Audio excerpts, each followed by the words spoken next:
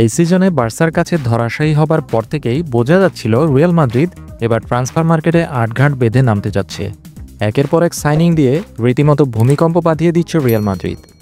এই সিজনের English premier league জয় করা লিভারপুল থেকে ট্রেন্ট আলেকজান্ডার-আর্নল্ডের মতো ফুটবলারকে দলে টেনেছে গ্যালাক্টিকোরা।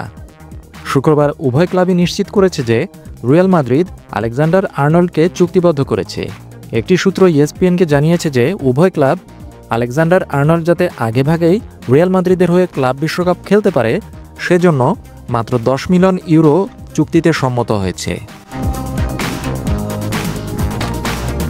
লিভারপুল ইতিমধ্যেই ঘোষণা করেছে যে আলেকজান্ডার-আর্নল্ড তার শৈশবের ক্লাব অর্থাৎ লিভারপুলের সাথে নতুন চুক্তি স্বাক্ষর না করার সিদ্ধান্ত নেওয়ার পর এই গ্রীষ্মে অ্যানফিল্ড ছেড়ে যাবেন। এরপরই রিয়াল মাদ্রিদ তাকে রিলিজ দেওয়ার জন্য আলোচনা শুরু করে। রবিবার জুনের 1 তারিখে সামার ট্রান্সফার উইন্ডো ওপেন হলেই ট্রান্সফারটি সম্পন্ন হওয়ার কথা রয়েছে। ক্লাব বিশ্বকাপে মাদ্রিদের প্রথম খেলা 18 জুন ফ্লোরিডার মিয়ামিতে আল হিলালের বিরুদ্ধে। রিয়াল মাদ্রিদ জানিয়েছে যে আলেকজান্ডার-আর্নল্ড 6 বছরের চুক্তিতে স্বাক্ষর করেছেন। লিভারপুল এক বিবৃতিতে জানিয়েছে আলেকজান্ডার-আর্নল্ড লিভারপুল এফসি ত্যাগ করছে। ক্লাবটি এই সাফল্যে তার অবদানের জন্য কৃতজ্ঞ।